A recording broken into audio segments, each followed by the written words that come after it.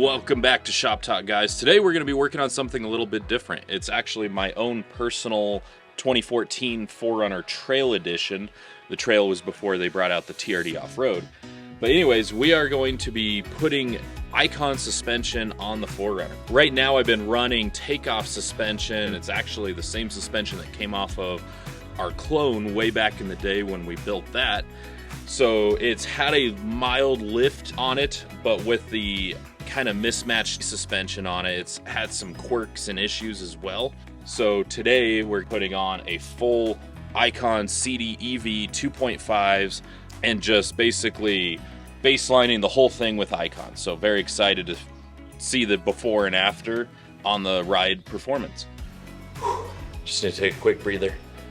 But now all of this needs to go on my 4Runner.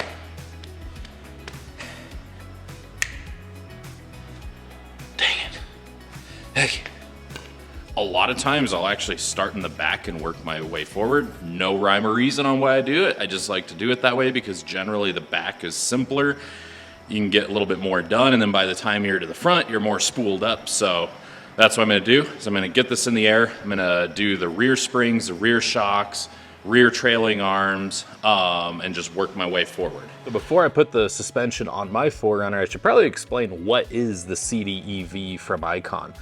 Basically, it's the future of all suspension. A lot of companies are starting to develop stuff like it, but what it does is it removes the manual knob adjustments on the external reservoirs for the compression and rebound, and replaces it with a brain that mounts under your hood, and there's 4 wires that go to each reservoir, and instead of a knob on the reservoir, there's an electronic actuator that automatically adjusts the shocks even independently depending on what terrain you're on. The cool thing about them is you can go into your app on your phone and adjust it manually just like you would, but instead of having to stop and get out and adjust them with the knob, you can just do it right there on your phone as you're driving.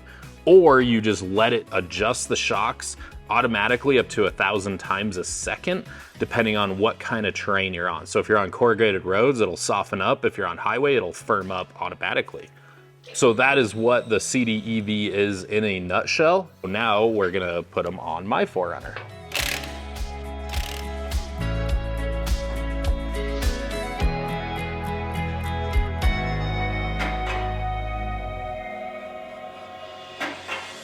This may not apply to everybody, but anybody who has a lift, 2-post lift in their shop, getting, I believe these are transmission jacks or just a tall jack like this, can be very beneficial when you're working on suspension, because now I can use these to support the weight of the axle, raise it, lower it, manipulate it how I need to be able to reposition the shock absorber, mount, anything like that. So, and it gives you more stability under here if you're lifting into the 2-post especially.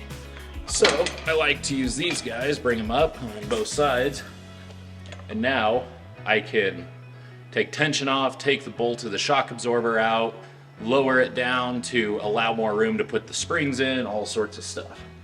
So if you're on a factory 4Runner, the shock absorbers are pretty simple. It's a 17mm bolt down here. And on this guy, I believe it's a 19. It may vary on the top one. So 17, 19, and it pops right off. Put the new shock on and you're done. If you need to do springs, you remove the shocks, keep them off. Make sure you go around and remove any brake lines that are attached, because you're gonna be doing a lot more travel than what's factory. So you don't wanna pull and stretch a brake line. So I'm gonna go through and just remove a bunch of fasteners, get brake lines loose, all the shocks off, and then just start working on lower trailing arms, upper trailing arms, the cross member bar. Don't know the technical term on that one. And then I'll be ready to put the rear springs in and new shocks on.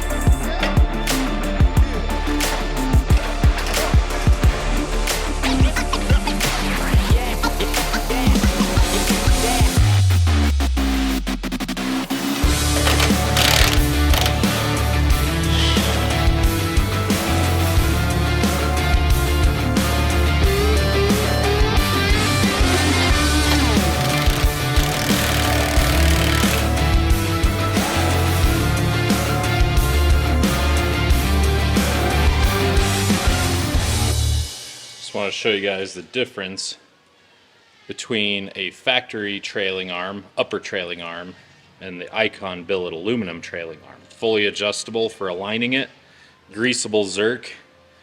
This, for about 99% of normal use, is more than okay. But this is what you get when you get into the billet aluminum. Much stronger, more serviceable.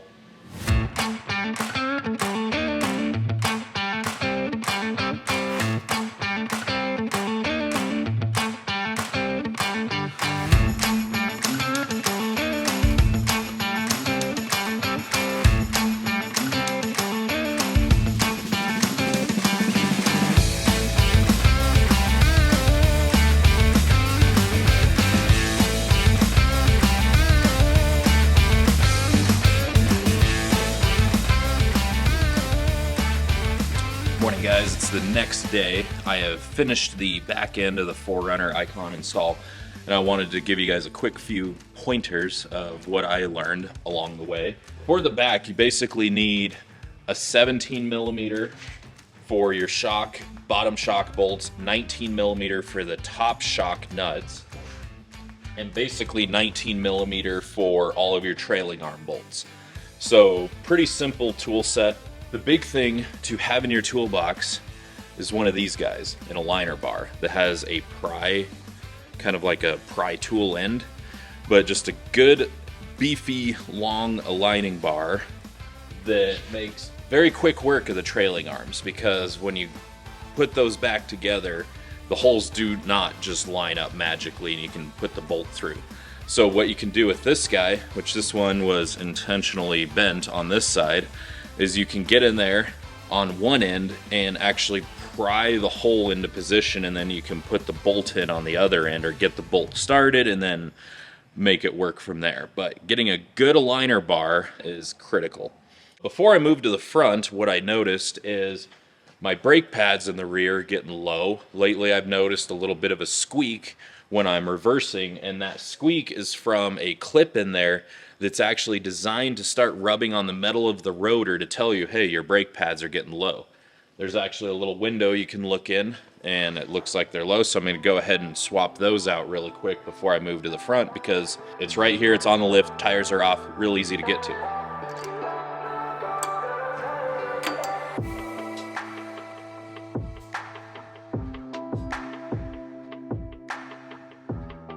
Well, as you can see, it's not a factory setup up here. I even have a set of JBA upper control arms to offset the camber adjustment when I put the TRD Pro suspension in here. Great setup for a budget. It is greasable and serviceable, but it's already got some powder coating flaking off, and the boot has been giving me issues. These are a little bit known to crack and leak, so it's going to be a very nice upgrade to have full adjustability, because this is just a solid preset adjustment.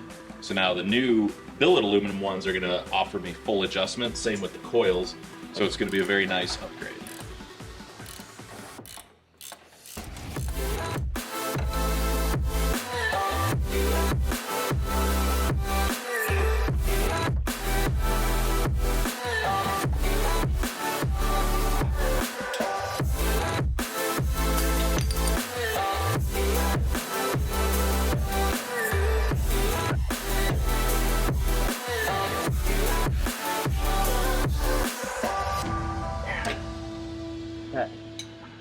Got the upper control arm on. I'm gonna leave it unconnected for now so I can get the coilover out, but now it's time to raise it back up in the air and get the coilover out.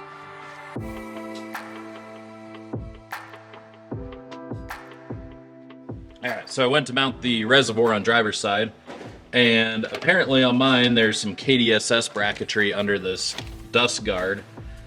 Normally that's not there on a non-KDSS equipped 4Runner. You can see I bent this to kind of form around where that bracketry is. So I'll just bolt it in and hopefully all the clearance will be good.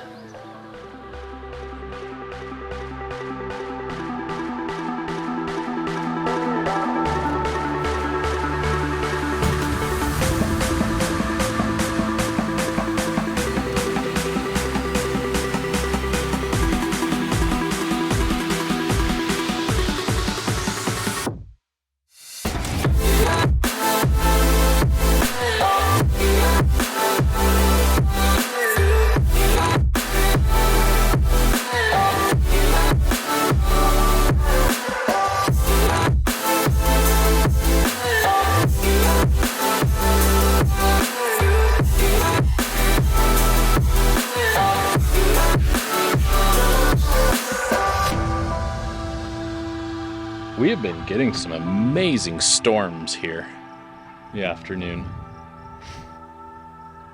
That is an angry storm. It's been a whirlwind of the last few days, but since we have a nasty storm coming in and it's already late, I'm gonna finish up the last wire, the accessory on. I gotta run it inside the cab, get that done tomorrow morning, and then I'll hook up my app and test it.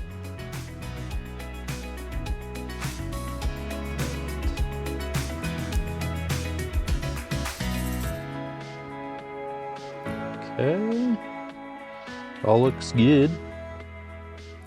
So the brain and shocks are connected.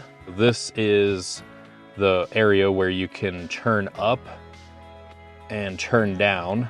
This is the front shocks versus the rear shocks. Again, this is just if you want to get in here and tinker, or you can just let it passively work and the brain under the hood will just detect what you're on. But the cool thing about this is instead of pulling over, getting out, going around all four corners and adjusting it, you can just go in here as you're driving and be like, let's turn it up, or let's turn it down. It may not be for everybody, but it's just really cool that this is where the future of suspension is going, and I cannot wait to see what else comes along. That concludes the install on the Icon suspension on my 4Runner.